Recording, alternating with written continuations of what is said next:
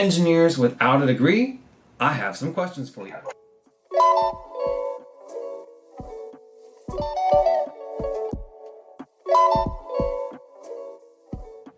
This one is on r Ask Engineers. Engineers without a degree, I have some questions for you.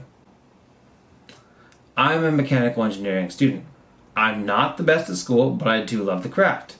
I hate mindless assignments, but I always put in work for exams.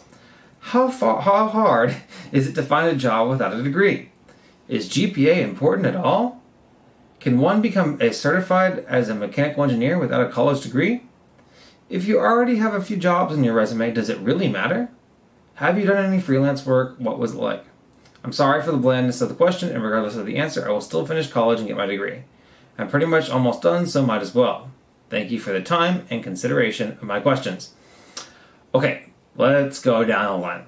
How hard is it to find a job without a degree? Now, if you want to be an engineer and do an engineering role, almost impossible. Might have been, at least, unless you come up through construction, you want to be like a construction project manager. But again, you asked engineers, how hard is it to find a job without a degree? So I assume a strictly engineering job. Is GPA important at all? Yes. You have to, having a good GPA will make it easier for you to get your first job. And then once you get your first job, then people mainly just care about what's on your resume and what you've done. If you already have a few jobs on your resume, does it really matter? Oh, sorry, go back one. Can one become certified as a mechanical engineer without a college degree? All right. Let's go on the National Society of Professional Engineers. So this is the National Society of Professional Engineers. If you are interested in becoming a professional engineer, you would want to check out this website and then your state. If you're in Texas, Texas has their own state website. Every state in the U.S. has their own website on professional engineering licensing, and you would want to look there. So this is what has to happen for you to become a professional engineer in general. You become an engineering intern, so you graduate from an engineering program, and then you gain your professional experience. So become an engineering intern, so you graduate from a program, you take the engineering fundamentals of engineering, FE exam, and then you get your engineering intern status, engineering in training. Then you gain your professional experience, and I believe it's 4 years. Yes, 4 years of qualifying engineering experience. And then there's one other exam you need to take. It is your professional engineering principles and practice of engineering, PE exam in your state. And you don't actually have to wait. They did a process called, at least in Texas, they did a process called decoupling, where you can actually take, again, this varies by state, but in Texas, this is where I am.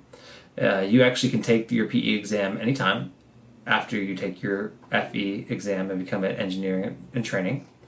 And then once you have the 4 years of experience and you can prepare an application and you get sponsorship support from other professional engineers, and then you pass the PE exam, then you can apply for licensure with your state, and again, any other qualifications and other documentation that your state asks for, then you submit those, and then hopefully you get picked as a professional engineer. So let's get even more specific.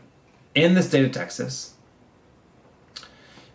you must have earned one of the following degrees or degree combinations. So yes, you need a degree. So you need either one, an accredited degree, so it's described below here, Bachelor of Science degree in engineering from an EAC or ABET, that's where I went to, an ABET accredited program in the US, or an equivalent from Canada or Mexico, the Washington Accord, or other substantially equivalent places, or a board-approved combination of a bachelor's degree in one of the mathematical, physical, or engineering sciences, and a graduate degree in engineering from a university with an ABET accredited undergrad program.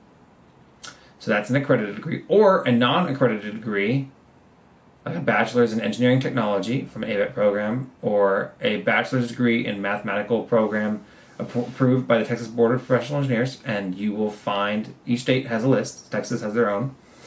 And all degrees must have 8 hours of math beyond trig and 20 hours of engineering sciences courses.